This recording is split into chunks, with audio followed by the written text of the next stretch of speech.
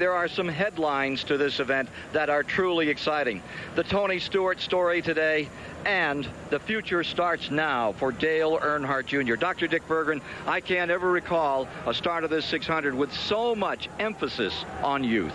Indeed, the youth that are in this race are all very, very strong. 27-year-old Tony Stewart on his way back here from Indianapolis, going to run this race as well as the Indy 500. 27-year-old Jeff Gordon is looking for his third win in a row in the Coca-Cola 600, and all eyes are on 24-year-old Dale Earnhardt Jr. All three of these young drivers are capable of winning tonight. Just this. Now, again, the debut is happening for Dale Earnhardt Jr. And all Dale Earnhardt Jr. ever wanted to do, Ken, was race. A third-generation driver. He grew up watching his dad not too far from here, growing up in Kannapolis, North Carolina. He won the NASCAR Cup Series championship last year, and he officially battled with his father for the first time here on TBS in Japan last November. Finally, it was time to qualify this Budweiser car and make the Coca-Cola 600. A lot of pressure was on him, but he has a top 10 starting spot. And then today, trying his nerves in check, trying to keep a normal routine. There's been a lot of media attention, a lot of hype to the much anticipated debut of Dale Earnhardt Jr. And Dale, we're finally down to it. Well, it's been a tough time. We've had a great week. We ran well with our Cup car in qualifying and ran well with the Busch car in the race, and then practiced well with the Cup car yesterday. So things are looking pretty good. I know the car is capable of running up front. I don't, whether the driver is, we're going to find out here in just a few minutes. But it's crazy, man. A lot of race fans are excited about it, and it's been a while since I've been to a Cup race. This place is pretty amazing on a Sunday evening. All right, good. Best of luck. And by the way, his father debuted here 24 years ago this weekend. Qualified 33rd and first attempt. Wound up a respectable 8th. Instead, it was an event for a Memorial weekend. The 43 drivers have been told to now go to their cars and prepare to race 600 miles from daylight into darkness. The 589. Row 4, Mark Martin, who won here yesterday, and the one that everyone is talking about, his first Winston Cup appearance at 24 years of age, Dale Earnhardt Jr., number 8, his grandfather's number, in the 8th position. For that runoff down the straightaway. Earnhardt Jr. had faded to 20th. Now Stewart runs him down, picks up another spot. That'll put him up to 19th. And still chasing Terry Labonte. Labonte coming at the start from 37th position is wending his way through the field. Well, that's no surprise. Those Labonte boys are very, very cool. They understand what it takes to get around this racetrack, and they're patient. That's why Terry Labonte's won this race. Smart piece of driving, I think, by Dale Earnhardt Jr. His first Winston Cup ride. He's not trying to throw it away.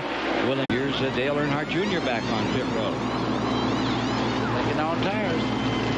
He's learning so much right now that'll help him in the future. I think that's what he had in mind. Just go out, get 600 miles under his belt, and learn these racetracks. 17th when he pitted. Crew on that car has really had quite a weekend for themselves. They tried to prepare the Busch Series car where they finished second yesterday. This car as well. And incredibly, Tony Urie's father, the crew chief's father, passed away on Friday, Ralph Urie, and they are still here working on these race cars with a very heavy heart for sure. A lot of people remember Ralph Urie. He drove race cars around this area for a long time. He was a plumber from Kannapolis. Hey, buddy, quick question. Could that be power steering on that number 24? It's definitely oil related. It could be anything. I don't want to speculate until... In the 600. Well, by the same token, if we do get a caution flag, but everybody needs to get tires, that's going to put Park right back in sync with everybody else, and that's really what he needs to have the best shot to win the race. Alan Bestwick has more on that number 8 car. Well, Ken, Tony Urie Jr., who's the chassis specialist on his car, just told me that why they got so far behind is that Dale Jr.'s car got extremely loose earlier, and they just wanted to make sure it was there and running at the end to get all 600 miles in. No adjustments this time on the pit stop, and now he's gone back out again, and the car's gotten loose on him again. So they're going to try and fix him up. But other than that, no comments out of the ordinary from Dale Jr., even though he's running now farther than he's ever run in a NASCAR race before. He said everything's just fine. He's just kind of cruising along. That'll go in his notepad for next year. The bad thing right now, you want to talk about who's the fastest car on the racetrack. It's Burton in the 99. He's running right now just about a half a mile an hour faster than our leader, Park. Park still on into the end of the race. Here's Earnhardt Jr. And he's showing 14th as he pulls on pit road. Having a great night in this Budweiser car. The debut performance for 24-year-old Dale Earnhardt Jr. And it's been a beauty for 600 miles. More of the leaders coming on pit road. The kid straps on new tires.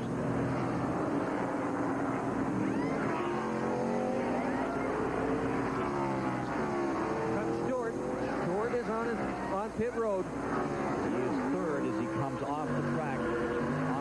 Had himself a night. To Bill Elliott up there in 14th place. Yeah, the fireworks in the background. The fans are just loving this stuff. As Earnhardt, there's several great new names. Mike Hogwood is with the kid that finished 16th tonight. Yeah, Dale Earnhardt Jr. First of all, Dale, how you feel after 600 miles, and what did you learn? Actually, I feel pretty good. I was a little surprised. It's like we had a good run and a bad run, a good run and a bad run. Every time we change tires, the car would either great, or then we change tires and it'd be real loose, and then change tires, the car would be good.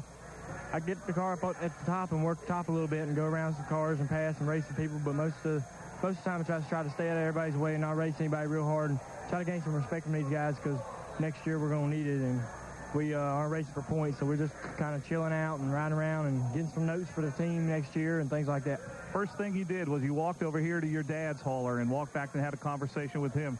What was that like? I just wanted to tell him I was trying to get out of his way there the last lap he got up behind me, but we just I was just seeing to make sure he's real satisfied with the way we ran, and as a car owner and a father, but he was pretty happy, and that's good to know. We just didn't want to tear anything up. 600 miles is a long ways, and there's a couple times where I could have wadded it up, but we just kind of hung in there and tried to tighten the car up, but it wasn't going to get tighter. I think we need to work on the body a little bit to get the car to drive a little better, but it's something we couldn't resolve tonight, so we just kind of had to hang on. Dale Earnhardt Jr. not only made the 600 miles, definitely gained some respect here in this Winston Cup garage. And tomorrow night you can see him with a group of his friends. Little Rock